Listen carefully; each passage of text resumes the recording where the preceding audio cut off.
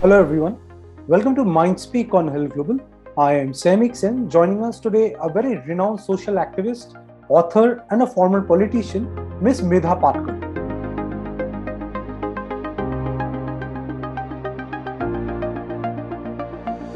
Thank you so much for taking out this time and welcome to Herald Global. I would like to begin by asking you what motivated you to raise your voice for Narmada Bachao Andolan? That time it was not Narmada Bachao Andolan. Okay. I was working in the northeast tribal belt of Gujarat.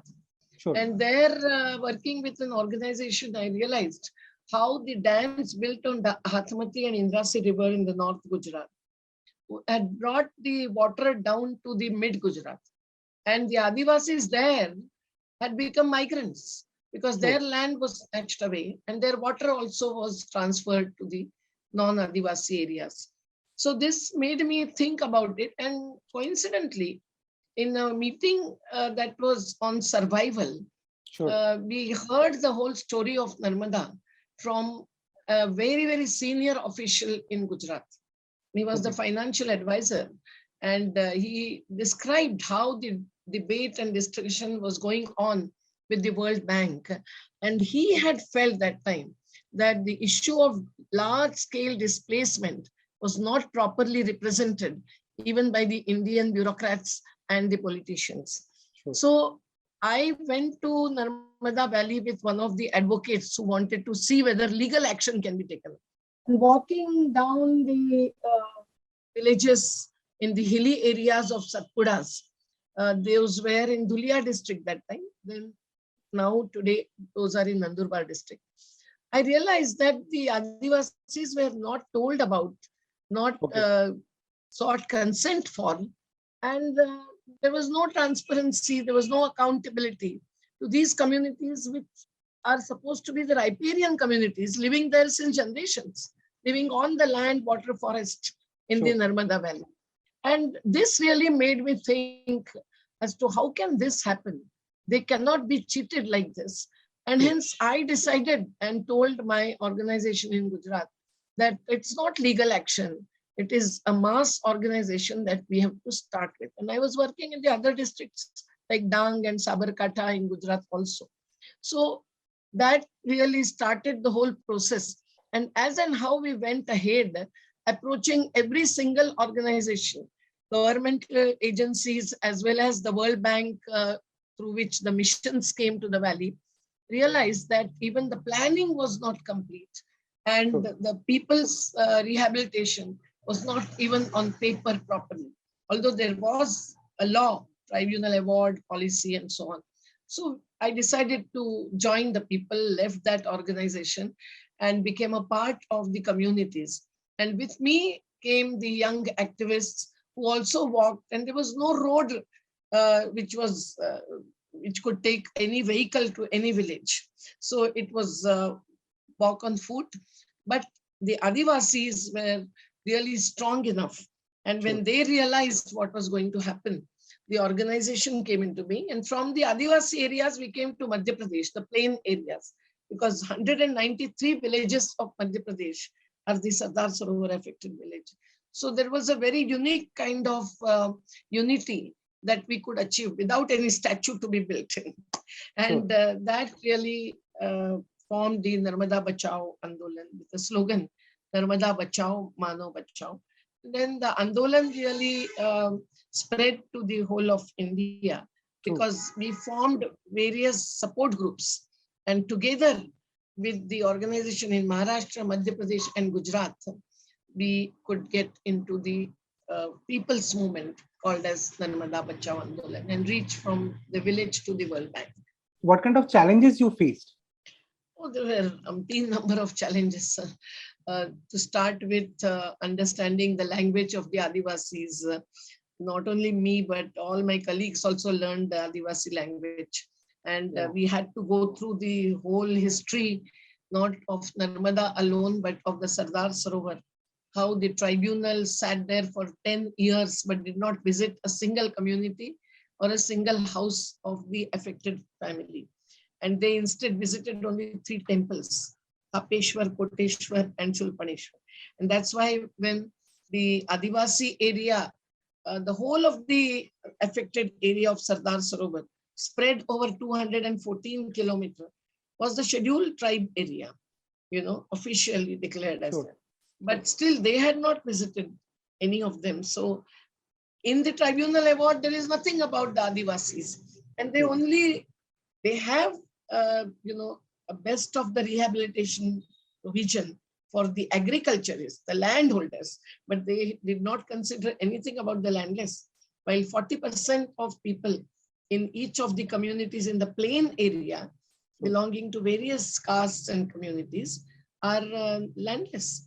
The potters, the boatsmen, artisans, shopkeepers, fish workers. So over last 37 years, we had to really take up the battle for each of these categories and get the provisions accepted and declared to the various government resolutions, in addition to whatever was there in the tribunal award, which is the law. We could get many Supreme Court judgments also. But the challenge was also in the legal action. When the false affidavits used to be filed by the government, since 2009, not since 1985, we went to the court in 1994. The court was not ready to give us a date for hearing. While here they were taking a decision to go ahead with the dam work. And so we had to take to fast. So time and again, we had to, in each phase, take to struggle through the non-violent means, like the sit-ins, fasts, and so on. But it was not by me alone. It was always by a group representing the various categories of affected people. We also had a challenge of reaching out to the World Bank, because it was their funding, which was only 5% of the total budget. And that time the budget was 4,200 crores of this single dam. But today they have already spent more than 55 to 60,000 crores. There is no review of cost benefit analysis. So everything, economic, social, political impacts, we have to study, not only from the documents, primary or secondary, but also from the ground level reality. And that was really making us take up every single challenge, from the land rights to be granted to taking up the issue of environmental impacts, which only the Adivasis could understand better, but they were never heard. They were never, then they started representing themselves. We had to get the women out of their houses. And today in every single program of ours, women are 2/3 of the gathering. So every challenge was also to really face the opponents.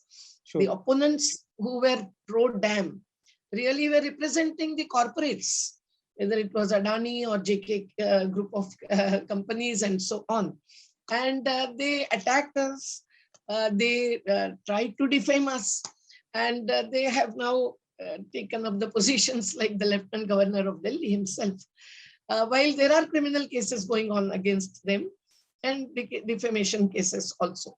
So this was really a challenging politics, which also we had to face as non-party political persons, and a people's movement, which has its own politics, which really sets the relationship between the state and its people right, not really competing with the other political parties through the electoral politics. So all these challenges, reaching out at the international fora, presenting before the US Congress Committee, and convincing the board of directors in the World Bank from various countries which they were representing, because the Indian director was not ready to listen, but the Netherlands, Germany, Finland, the UK, USA, they took a position, and then this project got reviewed.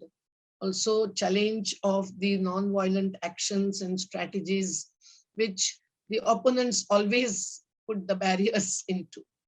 But all this is a part of any people's movement, whether it was our farmers' movement of Sanyukta Kisan Morcha last year, or any movement against the Enron company that we won the battle and so on. You've experienced so much. So if I have to ask you, what kind of measures can you suggest to the government for future where something like this can be avoided? So what those measures would be? The first and the foremost, they must change their approach towards development. The development paradigm is the major issue. It's not just one project. This symbolizes the development paradigm. But development paradigm in our country today is not really something that would bring in equity and justice. It is bringing comforts and so many benefits to certain sections of population at the cost of others. And those who pay the cost are the nature-based communities, whether they are farmers, fish workers, cattle grazers, and laborers, so on. It is therefore necessary to change the paradigm, and that can be equitable and sustainable, which is also very important in the today's situation where climate change is such a big issue. And that is discussed in Glasgow and Copenhagen and Paris, but not here at the ground level in Bundelkhand or in Gadchiroli of Maharashtra. So it is necessary for the government to be democratic. In the case of Adivasi communities, there are special provisions in the constitution, the Schedule 5 of the constitution in our states and Schedule 6 in the northeastern states and so on. And there is a PESA Act, which says that the Adivasis have the first right to all the resources within their community, whether it is a stone or a flow of water, but they are not consulted. Leave aside taking consent of theirs. So, and this should not be only applicable to Adivasi communities. All the rural populations, Adivasi populations, and also the urban slum dwellers with whom we have been working, if the land underneath their houses or the land which is the major source of their livelihood, or the forest and the river, which they have the riparian right to, if that is to be taken to another area, region, or to benefit the other section of population, isn't it that the democracy requires that they are taken into confidence and their community level, not just suggestions, but also consent should be taken into cognizance? That is not happening. Another thing is choice of technology. If it is water management, you can't think of managing water without thinking of land and forest. If the forest and the green cover is lost, the rivers are dying and drying. And that is exactly what is happening in Narmada today. Today, the dam has gone ahead and completed, but the river is lost. This was shown by R.K. Lakshman in one of his cartoons, where the common man asked the engineer, "Sir, what is wrong with this dam? Is it all right?" He says, "Yes, this is perfectly built. But the only thing is the dam is built and the river is lost." We are exactly the same thing witnessing in Narmada. I'm on the bank of Narmada, just a few kilometers away in our office today. But if you see, even in the Gujarat, the downstream areas, the questions that we were raising and the expectations and the sort of, future kind of possibilities we were putting up included sea ingress, waterlogging in command area, land erosion and siltation and precipitation that would cover the reservoir and raise the river bottom up, and the reservoir's capacity would go down and the benefits also would be negatively affected. That is exactly what has happened. So all these kinds of things we could bring out, but certainly we knew that the choice of technology made by the country like India, based on the Tennessee Valley Corporation's project, it is necessary to understand that the Tennessee Valley project was built, no doubt. And on that basis, Bhakra Nangal was built in India. But even Bhakra Nangal has not benefited the real drought-prone and needy areas. And now the USA has demolished 1,000 dams. That is leading to freeing the river flows. Now, why is this happening? Because the other countries have changed their paradigm of water management, which has to be decentralized, which has to be based on groundwater recharging and not building huge reservoirs that takes a toll of the riverine ecosystem and also displace huge population, and rehabilitation is not so easy. we had to fight, and we are still fighting after 37 years. This is not possible for every Adivasi and Dalit communities, every farmers and laborer communities also. So it is the change in the development planning process. It should be democratic, transparent, and accountable. And it should also be change in the technology to harness the natural resources without killing that natural resource capital, which is killing the human beings as during pandemic or in tsunamis. You mentioned your ways of protesting is via non-violence and fasting. So my question to you, are you inspired by Mahatma Gandhi? Yes, of course, because in today's situation, I don't think we can go back to any mentor who has given us the fully comprehensive picture of alternative economy and alternative politics. You know what is happening in the Maharashtra politics today and what happened in Madhya Pradesh 2 years back. But Mahatma Gandhi always said that it is the Gram Swaraj, the decision making that should be at the ground level. And it should also be self-reliant economy based on the resources. It may not be self-sufficient. We will need some exogenous resources, whether it is water or land or the agri-produce to be brought from the nearby communities. But we need not have the globalization, liberalization policies, which results more in loot and also makes us change our laws, influences the so-called sovereign nation state governments, and it also imposes not just its funds, but all the conditions that comes with the funding from the foreign multilateral or bilateral agencies. That's why in Narmada, we had to take up that challenge. Every bilateral agency was to come into the Narmada Valley. The KfW of Germany, the ODA of UK, the USAID of USA, the OECF of Japan. Each one of them had to move out when we took up the battle at that level, with their board of directors getting convinced and we, narrating and giving them all the information which they were not getting through the fake claims and reports that was reaching to them. So it was Gandhiji who really, and Gandhiji always believed in the Satya and Ahimsa. Now today, both of these values are really crushed and not followed by our rulers. It is necessary to be truthful. Otherwise, even the false affidavits filed in the Supreme Court of India and everything that is said even today about that single project and many other projects where the real costs and benefits are not taken into consideration in the so-called economic appraisal, which looks at only financial rate of return, not the social impacts and the environmental impacts on the life and livelihood. So it is necessary to remember Gandhi for following the truth.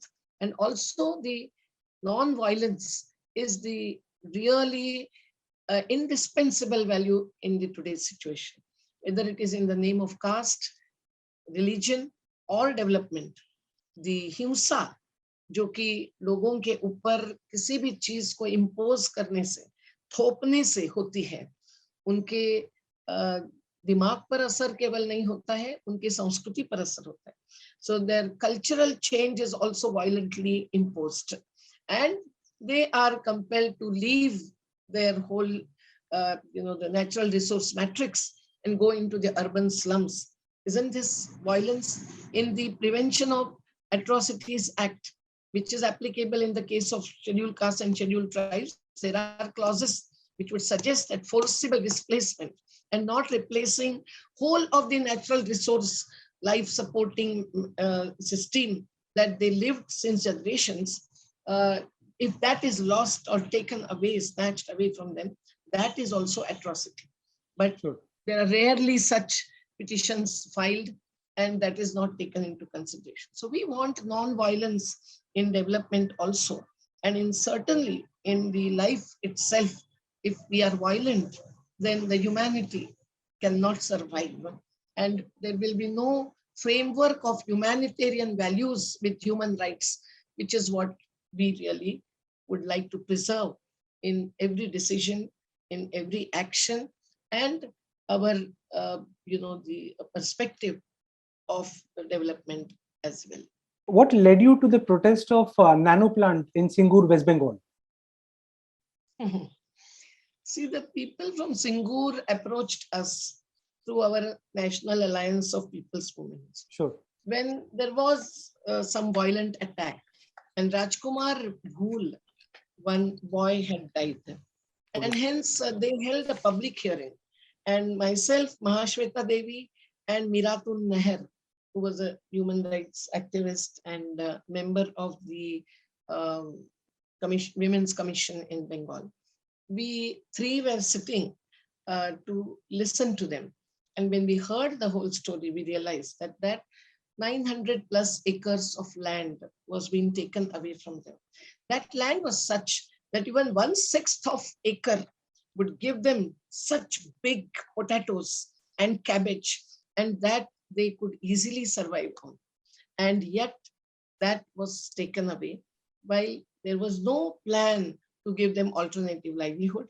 And they had seen what had happened just a few kilometers away, where the Birla's automobile factory had come up, and their extra land was lying vacant, where this factory also could be accommodated.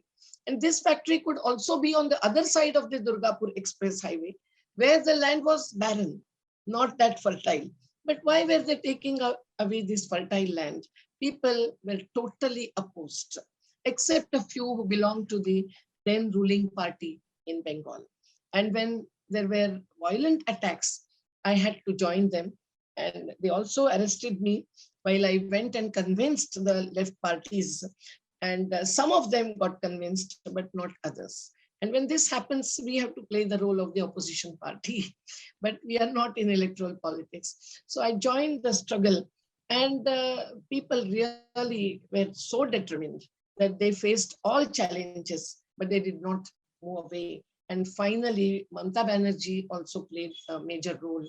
She had to fast. She held 26 days fast when Gopal Krishna Gandhi, the governor, and myself had gone to visit her. And the governor also was very, very much on the Gandhian path. He is the successor of Mahatma Gandhi. And so I think the Commission for Minorities, Commission for Scheduled Castes, because there were laborer communities there also. Yes. Every single statutory agency we brought into the picture, because next to Singur came the challenge of Nandigram. And both we had to really league together. And that was struggle against corporatization, whether Singur or Narmada. Today, the left front also fights corporatization through the farmers' movement. So I think the people had really visualized what would be the future if the corporates are given the prime agricultural land and the communities are not just displaced, but deprived and institutionalized. And the women also were at the forefront. So joining them was our duty, which we performed. Can you tell us about the kind of work you have done towards the women empowerment and social justice in India?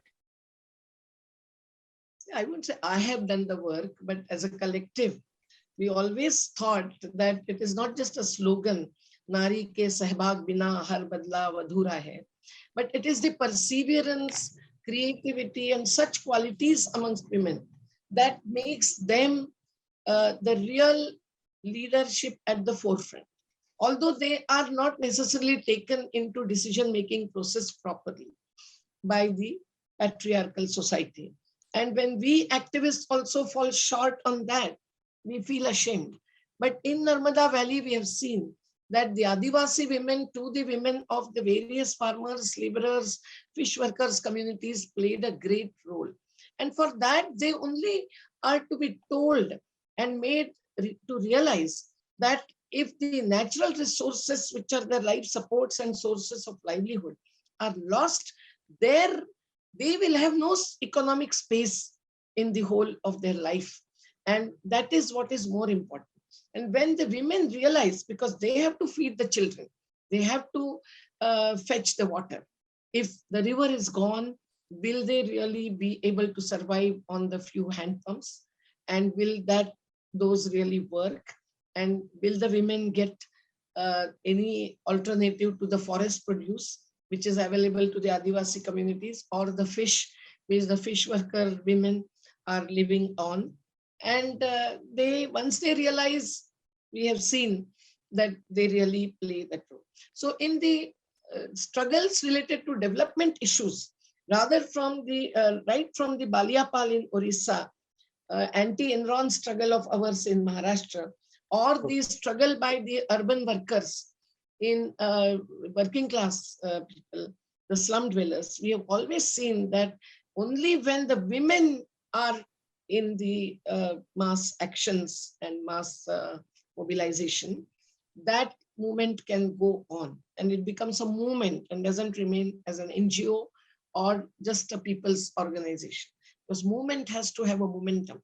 Movement has to have a perseverant, process to be carried out perseverantly, and that women only are capable of. Their idiom is different. Whenever we approach the World Bank, and there was a dialogue with the World Bank senior most officials, the women's questions, like one mother raised a question before an official BlinkCon, which I always mention, because just a few years ago, he contacted me. I was to go to a Cambridge University for a one-day lecture, and contacting from UK, he said, I'm sorry I cannot meet you, but I just want to tell you that I have not forgotten my experience with the women in the Narmada Valley. Because our mother, one of our mothers had asked him whether you have your mother or sister in your family or not. If you have, can't you understand our pain and our concerns? So he can never. This she had asked, holding on to his collar, which we were shocked seeing that action. But that was very, very soft, sweet, and yet strong question that she raised with that, and he could not answer. So this kind of a very different kind of idiom by the women really makes the officials, politicians, bureaucrats, also funders, speechless. And they really raise the voice in such a way that they do win the battle. Although they are illiterate, they have no experience of, working through the political challenges and so on. So, and also beyond this, we have always raised the women's issues. In Hathras, when that brutal murder took place, when we reached there in Hathras as a team with Sandeep Pandey and others to have our fact-finding, we realized that the fact-finding exercise wherever we have gone up till now is a must. And there we make the women speak out. Then only we get the truth, not otherwise. It is also necessary to say that when in the urban slum dwellers issues, we really take up the issues of basic needs to be fulfilled, which according to us is real progress or development. Women only really understand what are the real priorities. Men really are mesmerized and hypnotized with many ideas of, large-scale projects and the big kind of development. But women are always for their children, their survival-related issues, and their life and livelihood. So I think they're coming into politics in the sense of decision-making process through the people's movements politics really makes a hell of a difference. Provided in the Panchayati Raj also, they get the real space and they create that space, not allowing their husbands to rule in their name. Just today we were discussing this because our women are elected in many villages in Madhya Pradesh, and the results were declared just 2 days back. But many places, the people take the name of the husband and say he has won the battle.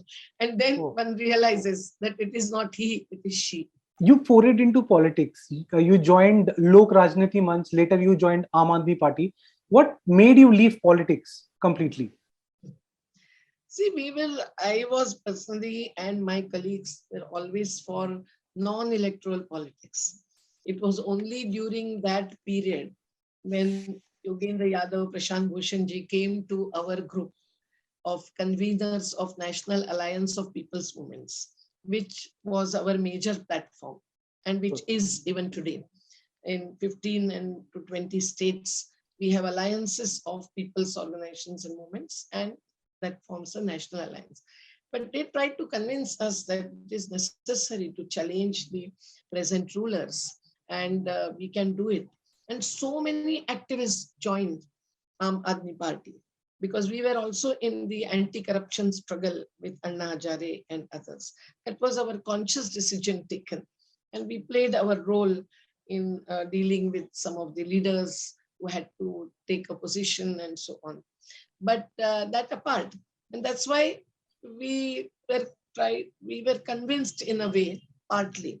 I was not fully convinced, but still we took a decision and we fought the battle.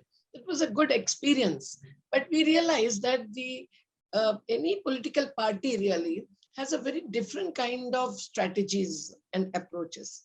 They're more media savvy, they are more individual centric and so on. Now, even in the movement, many times media really focus on individuals, they personify the movement with me in the front end, but that is not really the right thing to happen. But parties always have that kind of strategy. Whether they want to put Gandhi or Bhagat Singh on the wall is their decision, taking the electoral vote banks into consideration. And caste and religion and so many things are taken into consideration. So many of us really did not like the way it was proceeding, and we left the party. Also, when we really dealt with Yogendra Yadav and Prashant Bhushanji in a different manner, we were very shocked and we thought that we cannot go ahead with this and accept it. And I feel that it's more work that we can do remaining outside the electoral politics. Otherwise, you see what kind of games are taking place today in one state after another. And although they have 26% to 30% votes, they can come to the ruling positions. This is our system and systemic lacunae. But it is also true that everything that they do between two elections also is done keeping an eye on the vote bank. And that is why they have to compromise on many things, which we cannot. We cannot compromise only because a certain party is in power and we cannot challenge them. We challenge every single party because today many different parties are in different states. We have to reach to Chhattisgarh to challenge Hasdev Aranya destruction. We have to go to Kerala and stand with the people against the K-Rail and so on. It is not just opposition to development projects, but it is challenging them on the issues related to development paradigm, which I mentioned in the beginning. Okay, so I think please. No, I think what we did was for the best. You were awarded the Best International Campaigner, Green Ribbon Award by BBC and the Human Rights Defender Award by Amnesty Germany. Does it make you feel proud of your work and impact on the global level? Nothing to be proud of, but we are thankful to those organizations because the movement needs global support in the present kind of economics, where the global capital also makes a huge impact on our development planning processes, including the changes in laws which are taking place today. Even during lockdown, the laws were changed and laws were imposed, and today 29 laws of labor laws are repealed and 4-week laws are going to be now imposed, so on and so forth. All this is happening with these money lending agencies, the international financial institutions, having that kind of influence and also impositions. And that is why when you get the international support, it is always something that the movement is happy about, because that helps us challenge the global agencies, which are always behind the curtain, pushing certain kind of projects, big dams, and not the decentralized water management, for example, or the thermal power project at any cost, even in the climate change situations and so on. So we really got some support, but I will tell you that looking back, I feel that we have not used these awards properly and effectively. You might get that listed somewhere in the Wikipedia or in some biodata, which not me, but someone, some of the interns had prepared and so on. When I looked into it, I kept on thinking that we really did not use that international uh, support that effectively. But it is still necessary. Every international statement in favor of a movement or against any violation of human rights, like the arrest of Tista Sekelbad. Now, the United Nations Special Rapporteur has issued a statement. We just had a mass action in protest of her arrest. But when the international statement comes from Amnesty International to United Nations, it is certainly valued, or it becomes influential even on the every single pillar of democracy that is in India. So I think that, but we did not take any money from any international award, because we do not take foreign funding, because that would change the culture of the movement, and that would not give us the opportunity and the challenge to really mobilize, not just fund, but the funders, the sponsors, the supporters from the Indian society itself. So we put that money wherever in some trust, with a condition that they should not give even a paisa to the Narmada Bachao Andolan. That's why the false accusations and allegations against us really don't disturb us. We go ahead with our own path. Okay. What can be done in Maharashtra to resolve the farmers' crisis, according to you? Everywhere farmers are demanding that there should be no corporatization. Even after repeal of 3 laws through our movement of Sanyukta Kisan Morcha, in which 550 organizations came together, that was wonderful.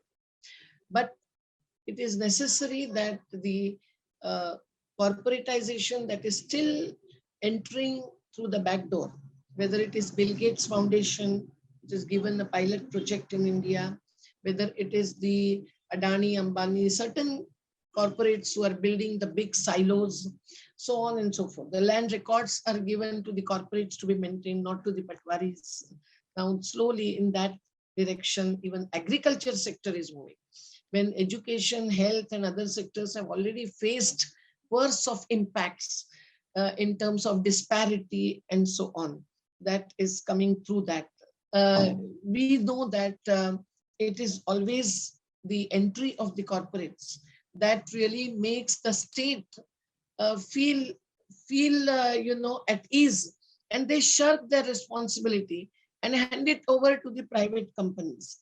Now that really raises the issues of equity and justice, because education is costlier, cannot be afforded by the Dalits and Adivasis.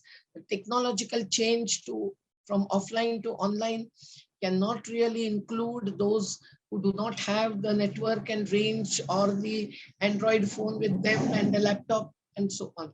It is a number of kind of impacts. So in agriculture sector, we don't want that kind of impact, because this is something which gives food security. And agriculturists, not only in Maharashtra, but everywhere, want that real optimum support price. We call it minimum support price, but I call it optimum support price. If the groundwater which is given to the companies at the rate of 55 paise per liter, according to an RTI reply that I got, and they sell it for 18 rupees to 20 rupees per bottle, how much of profit are they earning? And instead, on the other hand, the farmers sell their agri-produce, their horticultural produce for 4 to 6 rupees per kg, whether it is banana or papita, and that is sold for 40 to 60 rupees per kg, just tens of kilometers away in the big cities and even small townships. So all this needs to be stopped, and the support price needs to be declared based on that, at least that formula, 1 rupee input and 1.5 rupees benefit. And that is the Swaminathan Ayog's Commission's formula.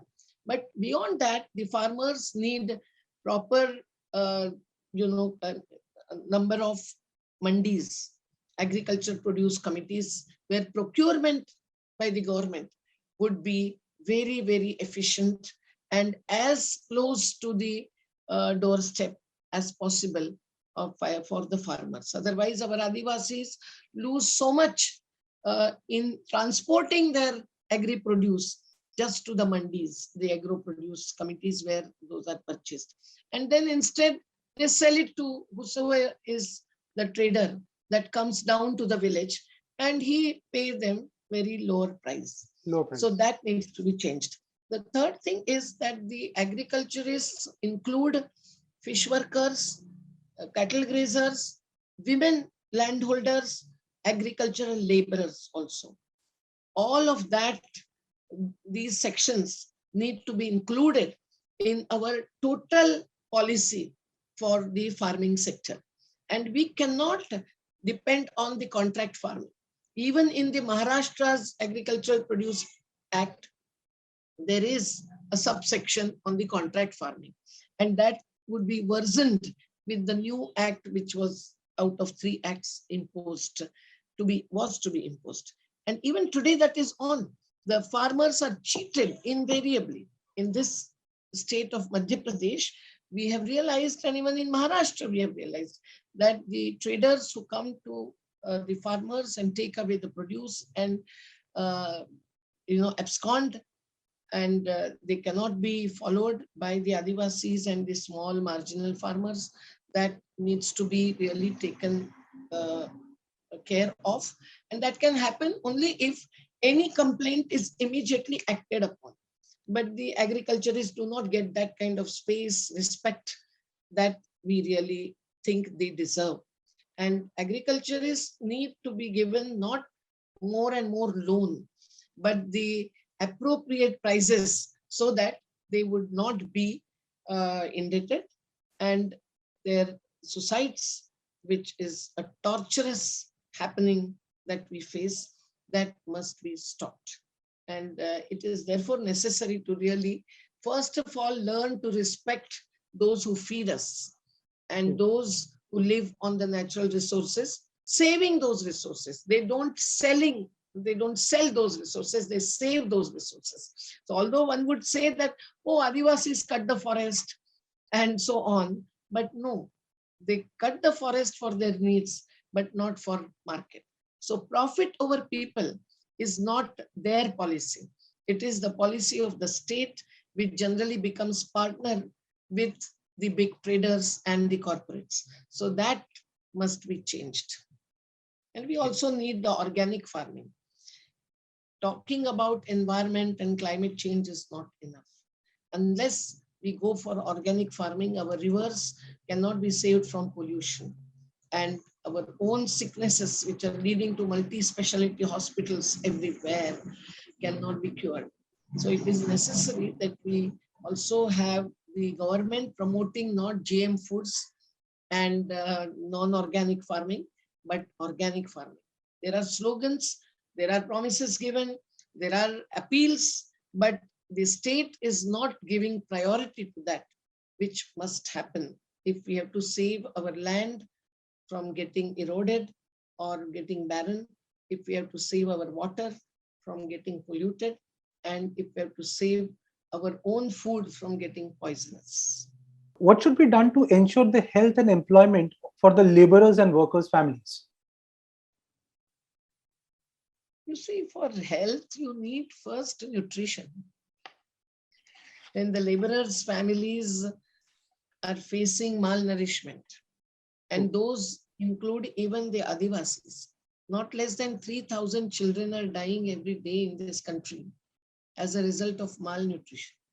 But so much is talked about corona deaths, but not the malnourishment deaths. Now that nutrition can be provided if only we have full implementation of the Food Security Act, which was brought in 2013. But today we talk so much and hear so much about the 5 kg grains given free. And Even that is not reaching to all, because somewhere that biometrics don't work in the case of laborers whose hands are really, affected with their manual work Okay. and so on. But it is necessary to really increase the food supply to be covered as free ration. That should have 15 kg at least. There should be oil. There should be, which has become so costly that the poor people cannot afford. And also the kerosene or whatever they need for fuel. But all this is possible if we have grain banks in every region. We collect the grains that are grown in that region, and that itself is used for the ration shops. But that is not happening. We are still using the data of 2011 census, and hence crores of people are out in coverage under the food security schemes. We are still not ready to provide the best of primary health service at the community level. Even in the urban area, we need the urban health mission. Sure. We have the rural health mission, but we know that many posts in the health centers, as interior as in Satpuras, are also not yet filled. In every state we witness this. So that needs to happen, and the government service in this sector of health and education must become the best one. This should be our priority, which is not happening. As far as employment is concerned, we must have paramedical health staff also. There are so many girls who are getting nursing, training in nursing, but they are only employed in the multi-specialty hospitals. Okay. They are not made to work close to their own communities. Now, there can be this change in the paradigm again in the health sector, for which we have to also increase the budget for health education. The social security budget in India is worse. It is not like the countries in the Europe and USA. We need to at least have 30% of budget reserved. And we also need the appropriate wages, minimum wages at least, for all the working class people. It is not just the question of employment or unemployment, but it is also the question of paying the right wages for those who work even for 12 hours. Now the new code will impose 12 hours work, and that work is not like our work. It is the work, it is the manual labor work. Even in the Manrega, the employment guarantee scheme, we are not getting the best of planning done at the community level.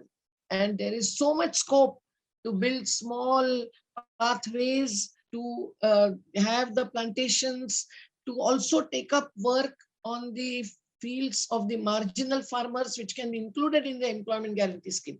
There will be no dearth of the works that could be taken up. But the panchayat members and the officials are not trained in this properly. And that would really give them employment, which will stop migration, which is having worst of impacts. We got so many teams of migrant laborers back during lockdown. We only know how we could get that done from the Gujarat farmers who were not even ready to feed them. We also had to put the migrant workers in the trains and buses from Pune, Nasik, Thana, everywhere as a team of our workers under National Alliance of People's Movements, with the cooperation that we got from many Maharashtra politicians, Neelam Gore, Anil Deshmukh, and others. Some of them are in jail, unfortunately. It is necessary also to really increase the number of days to 200 under the Manrega scheme, the employment guarantee scheme. And employment guarantee should have at least 400 rupees as the minimum wage per person per day. And there should be employment guarantee for the urban people also. How can they survive if they are not given the employment guarantee? And it is not just to get the employment allowance if they don't get the work, but it is the right kind of planning that would really make the work available, for which the type of industrialization also must change. The Article 43 of Indian Constitution clearly refers to cottage industries. And so we go back to Gandhi. Cottage industries, home industries, which are called as, or the village industries. And the handmade, economy is something that would create many times more employment. But instead, we are undermining the role of agriculture in providing employment, which is very much possible.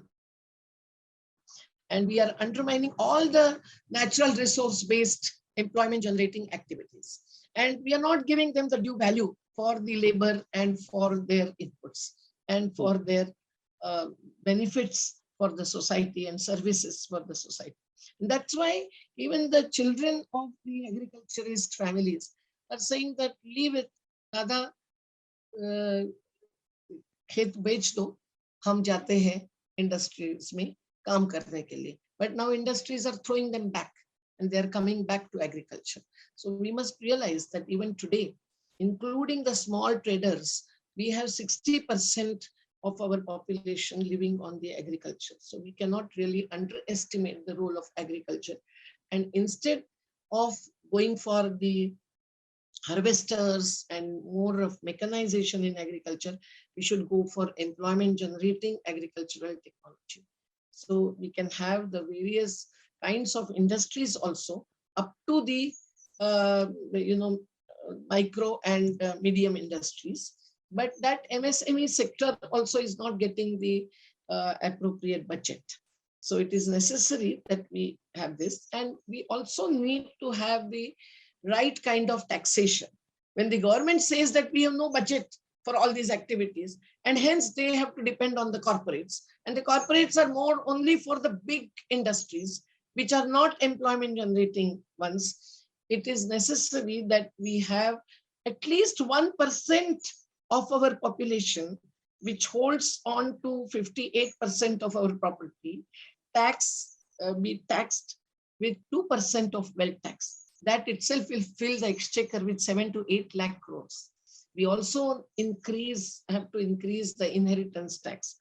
If the appropriate taxation against disparity which is being faced, few corporates gaining 1,000 crores per day and laborers not getting even 1,000 rupees per day, is the disparity that we must really bring down. And for this, if we have the really employment generating approach, we certainly can use our own resources and really become Atmanirbhar, from village to nation state of India. Otherwise, we talk about it, we hear the slogans from our highest politicians, but that is not something that is really followed. What kind of measures would you like to suggest for the environmental issues, which is affecting us so much, to the government? See, we're all experiencing humidity, heat and humidity. Together brings to us the index in the climate change context. And this is killing the people who are working in the open, who do not have air-conditioned offices. We also do not have. But it is necessary to understand that all this, the greenhouse gas emissions and the carbon emissions will not stop unless our lifestyles are changed. And for that, we will have to bring down the energy-intensive technologies and energy-intensive lifestyles. Now, with that growing and 60% of energy coming from thermal power plants, our rulers, our governments also think that we cannot do without coal mining. And Adivasis are opposing that. And this kind of dilemma is faced by every politician, bureaucrat, but also the people themselves. Now, we therefore have to really take into consideration the threat and the warning that is given to us by 1,500 scientists across the world. They are saying that the humanity cannot survive. And if we want it to survive, we have to bring down the temperature, and for which we have to bring down carbon emission. Our Prime Minister has committed in Glasgow that by 2070, we will have carbon emission to be zero. But no, After coming back from Paris, the more and more coal blocks were opened up and given to private companies, while our law says that the minerals are the public property and those should be kept in the public sector. But today, exactly the opposite is happening. And even after Glasgow, there is new coal mines opening that is taking place, whether in Chhattisgarh or Bengal or Maharashtra. So it is necessary to really bring down with a concrete plan, first of all, our percentage of thermal power and go to the renewables. Tamil Nadu has 52% of its energy coming from the renewable sources of energy. Now that is not fully achieved because the plant load factors are low, but it is necessary that we use our existing power projects fully well and then change over to the renewables slowly, steadily, but as fast as possible. We also need to save environment by saving the green cover, without which the landslides to the land erosion, everything is taking place and the water is not flowing through perennial rivers. Even river like Narmada, today you will find as half dry. And that drying of the river makes it more polluted.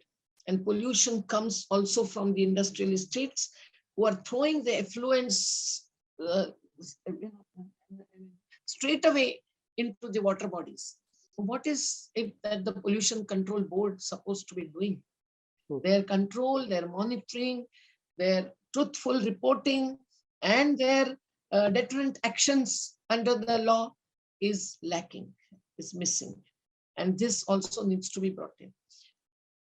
Destroying forest must be stopped. Natural forest cannot be, compensated with the monoplantations that takes place in the name of compensatory afforestation. In the case of Narmada, we have seen that they committed that they would raise 3 times the forest instead of in lieu of the forest that is lost. But where? Hundreds and thousands of kilometers away. Will that take care of the ecological impact that is faced by the Narmada Valley? So all this really leads more to corruption and more to cheating, not just the people, but the nature itself. We have seen that our rivers, therefore, need to be saved and protected, and for which we have to keep the rivers flowing, as every single European country and also America has realized. We are yet to realize this. And that's why the riverine population, river valley population must raise their voice. Otherwise, the rivers like Narmada are considered as most pious river. The Ganges is considered as the pious river. But those bhaktas do not really consider why are the rivers getting destroyed. So these mother rivers also must be saved. And as I said, that organic farming will save our land. Not without it, it is possible to save the land from getting degraded.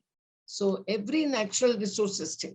But when we are seeing that all these resources are used extensively and intensively, that is because of the materialistic benefits and the consumerist lifestyle. And that's why it goes to that level, without which we cannot save our environment. We cannot just have cup clubs in a very hi-fi schools involving children.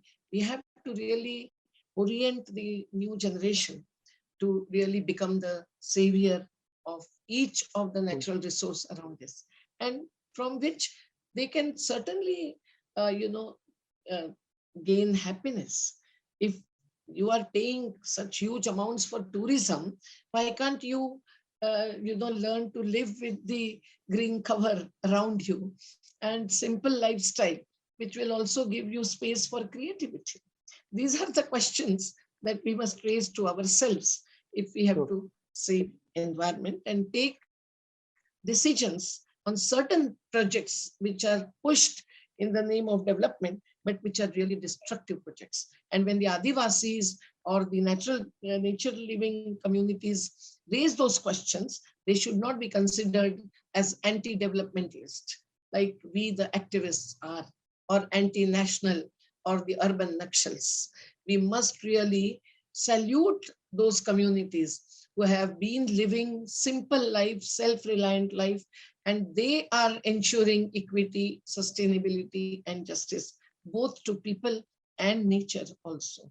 Otherwise, we cannot survive with our own ways of living in maximum possible comforts. Thank you so much, Ms. Patkar. It was lovely talking to you. It was very enlightening. Thank you so much for taking out this time. Thank you for your dialogue. I hope that our messages will at least reach out to Definitely. not just convinced and converted audiences, but also those whom you will take it. Thank you so much. Definitely. Thank you so much.